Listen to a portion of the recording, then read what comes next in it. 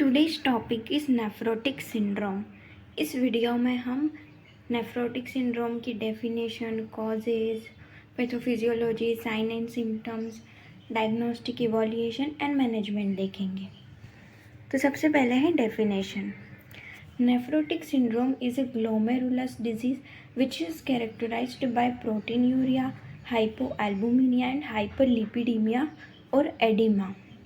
Nephrotic syndrome जो है वो एक किडनी डिजीज़ है। किडनी डिजीज़ में भी ये ग्लोमेरुलस की डिजीज़ होती है जो कि कैरेक्टराइज्ड है, जिसमें प्रोटीन यूरिया देखने को मिलता है, हाइपो एल्बुमिनिया देखने को मिलता है, एल्बुमिन का लेवल कम हो जाता है और लिपिड का लेवल बढ़ जाता है, और एडिमा देखने को मिलता है।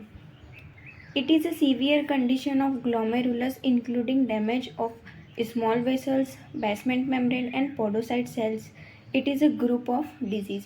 यह सीवियर कंडीशन होती है ग्लोमेरुलस की, जिसमें डैमेज हो जाता है स्मॉल वेसल्स में, बेसमेंट मेम्ब्रेन में एंड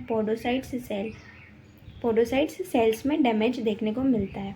अब ये डैमेज कहाँ देखने को मिलता है? ये जो ग्लोमेरुलस का स्ट्रक्चर दिख रहा है, इसकी जो बेसमेंट मेम्ब्रेन है, स्मॉल वेसल्स है और पोडोसाइट सेल्स जो होती है, उनमें डैमेज देखने को मिलता है। यह एक ग्रुप ऑफ डिजीज़ होती है। अब आ जाते हैं कॉजेज़ पर। प्राइमरी कॉज जो है इसका ऑटो इम्यूनिटी होता है। ऑटो इम्यूनिटी में भी सिस्टमिक ल्यूपस इरिथेमाटस डिजीज़ जो होती है वो इसका प्राइमरी कॉज होता है। सेकेंडरी कॉज में अनट्रीटेड ग्लोमेरुलोनेफ्राइटिस, कोई एक्यूट या क्रॉनिक डिजीज़ हो गई है किडनी की, या फिर कोई किडनी डिजीज़, कोई अदर किडनी डिजीज़ है जैसे कि पॉलीसिस्टिक किडनी डिजीज़ या फिर पाइलोनेफ्राइटिस हो गया, तो ये कॉज कर सकते हैं नेफ्रोटिक सिंड्रोम को। फिर डायबिटीज़ और ड्रग्स जैसे कि non steroid anti inflammatory drug and heroines, ये कॉज करेंगे नेफ्रोटिक सिंड्रोम को। फिर है रिस्क फैक्टर्स में एलर्जिक रिएक्शन, मेडिकेशंस में वही non steroid anti inflammatory drugs, HIV infection, hepatitis B and C, एमिलोइडोसिस। इसमें क्या होता है कि बिल्डअप ऑफ एमाइलोइड प्रोटीन, ये एक एबनॉर्मल प्रोटीन होता है जो कि हमारी बॉडी में बढ़ जाता है, जो कि किडनी, हार्ट और इनमें पहुंच जाता है, जिस वजह से नेफ्रोटिक सिंड्रोम देखने को मिलता है। डायबिटीज़, ये रिस्क फैक्टर हो जाएंगे। अब आ जाते हैं पैथोफिजियोलॉजी पे। पैथोफिजियोलॉजी में वही ड्यू टू इटियोलॉजी में वही ऑटो इम्यूनिटी, कोई भी इटियोलॉजिकल फैक्टर्स आ जाएगा।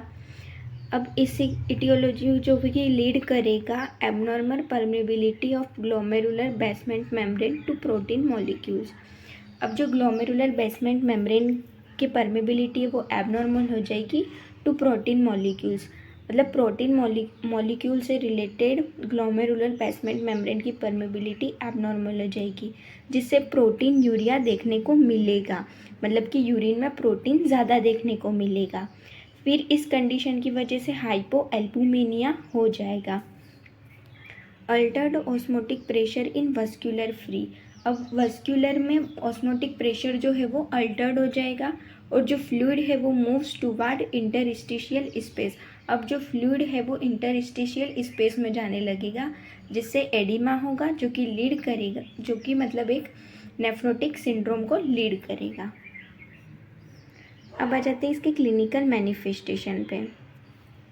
मेनली इसमें प्रोटीन यूरिया देखने को मिलता है, यूरिन में प्रोटीन का लेवल ज़्यादा देखने को मिलेगा, हाइपोएल्बुमिनिया देखने को मिलेगा। हाइपोएल्बुमिनिया का एक साइन देखने को मिलेगा पेशेंट में।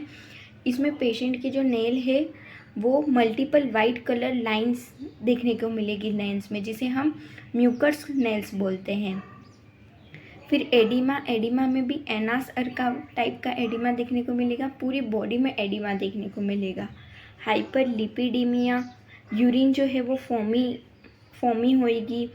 Abdominal pain, anorexia, haematuria, blood in urine and hypertension and irritability. फिर आ जाते हैं डायग्नोस्टिक इवैल्यूएशन पर। डायग्नोस्टिक इवैल्यूएशन में सबसे पहले हिस्ट्री कलेक्शन और फिजिकल एग्जामिनेशन करेंगे। फिर यूरिन एनालिसिस में एनालिसिस में मेन चीज़ जो होगी वो प्रोटीन देखने को मिलेगा यूरिन में। अब नॉर्मली प्रोटीन 3.5 ग्राम पर डे होता है, लेकिन अगर प्रोटीन का लेवल 3.5 ग्राम से ज़्यादा देखने को मिलेगा तो प्रोटीन यूरिया की कंडीशन देखने को मिलेगी। फिर ब्लड टेस्ट में मेनली एल्बुमिन को देखेंगे। फिर रीनल फंक्शन टेस्ट भी कर सकते हैं, एक्सरे, यूएसजीएन, रीनल बायोप्सी डायग्नोसिस में मदद करेंगे। फिर है मैनेजमेंट में मेडिकल मैनेजमेंट में वही ऐसी inhibitor for BP maintenance. BP को मेंटेन इसलिए करके रखेंगे क्योंकि बीपी की वजह से क्रॉनिक किडनी डिजीज़ या फिर एक्यूट किडनी डिजीज़ होती है, इसलिए बीपी को मेंटेन करके रखेंगे। इसमें कौन सी मेडिसिन यूज़ करेंगे, रैमीप्रिल या फिर कैप्टोप्रिल। फिर डायूरेटिक्स फॉर एडिमा, उसमें फ्रूसेमाइड हेल्पफुल रहेगी। फिर कॉर्टिकोस्टेरॉइड्स में प्रेडनिसोन। फिर anti lipid medicine and albumin infusion करेंगे पेशेंट को। डाइटरी मैनेजमेंट में high protein diet, low fat और सोडियम जो है वो रेस्ट्रिक्ट करवाएंगे। लो पोटेशियम डाइट प्रोवाइड करेंगे। नर्सिंग मैनेजमेंट में पेशेंट की हिस्ट्री को कलेक्ट करेंगे, उसका पूरा फिजिकल एग्जामिनेशन करेंगे, उसके बॉडी वेट को मॉनिटर करेंगे, कौन से टाइप का एडिमा हुआ है वो चेक करेंगे, इनटेक एंड आउटपुट चार्ट देखेंगे और प्रेस्क्राइब्ड मेडिसिन एडमिनिस्टर करेंगे और स्लोली एल्बुमिन इन्फ्यूजन करेंगे पेशेंट का। इस वीडियो में हमने आज नेफ्रोटिक सिंड्रोम के बारे में पढ़ा। Please like, share and subscribe this channel and thank you so much.